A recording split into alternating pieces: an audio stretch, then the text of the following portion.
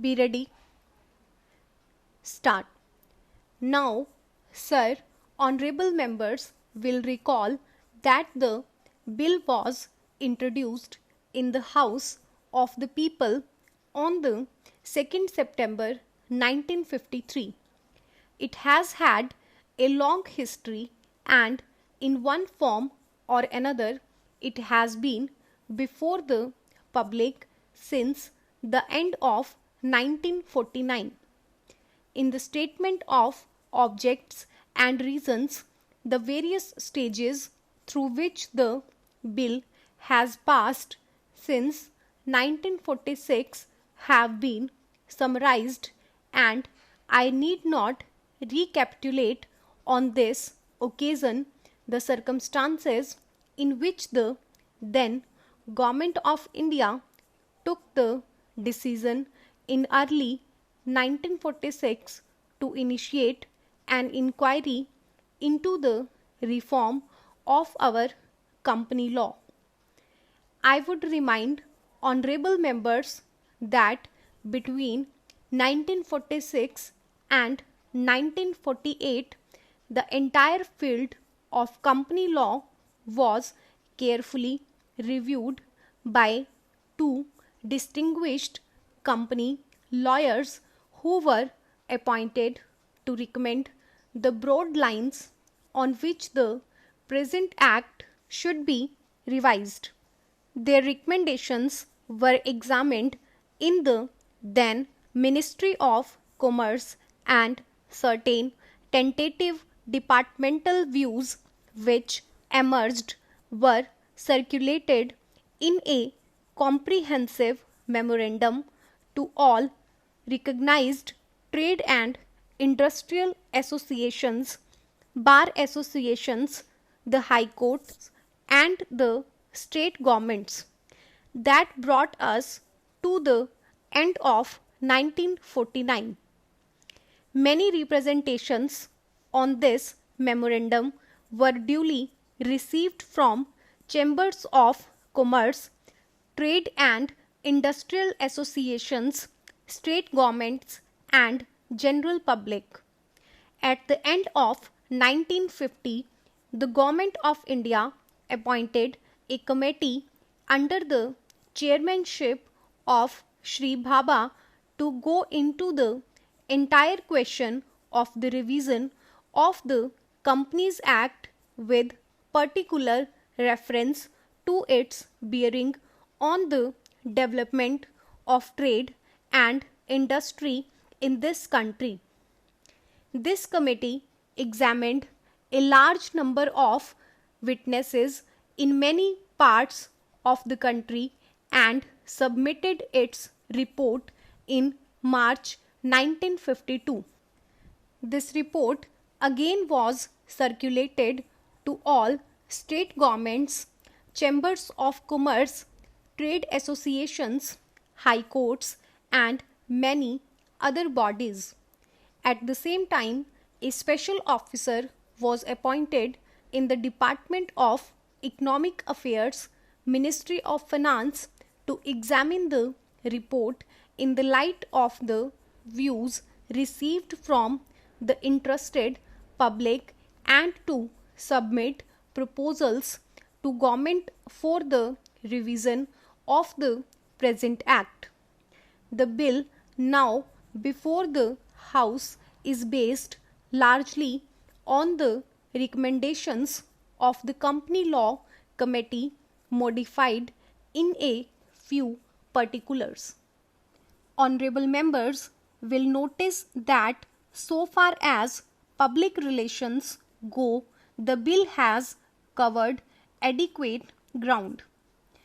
In a measure like the Companies Bill, however, which covers the entire field of the operation of joint stock companies, the limits of consultation and discussion can never be exhausted, and I would like to inform honorable members that although the bill was introduced in Parliament over 7 months ago, our officers have been engaged throughout this period in further studies and informal discussions with the interests concerned, and on occasions I have also participated in such discussions.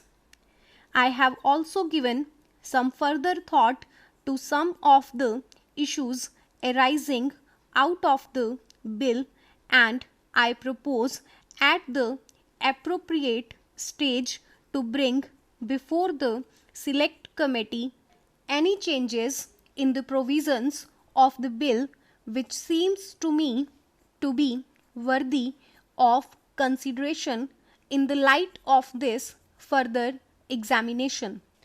No honorable members will have noticed that the bill contains 6 clauses and 12 schedules. I think it is probably one of the longest legislative measures in recent legislative history, but its size might be regarded as misleading unless I make a few comments. The bill is both, one must remember, a consolidating and amending measure.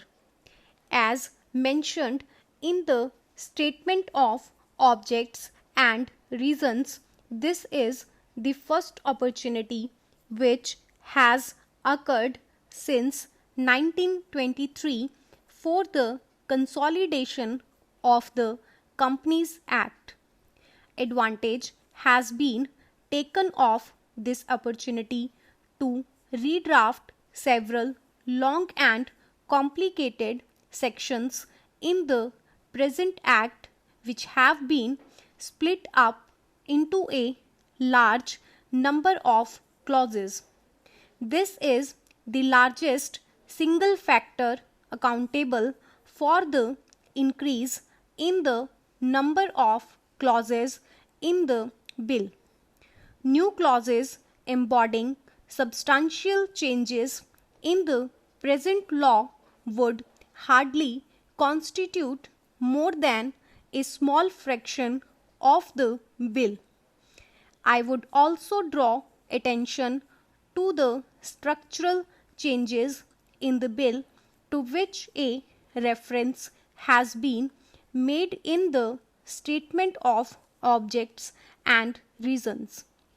The redraft of the bill and the rearrangement of the existing chapters in the Companies Act in a more logical order have, I think, resulted in a noticeable improvement in the form of the bill, and I hope will facilitate better understanding and appreciation of the scheme.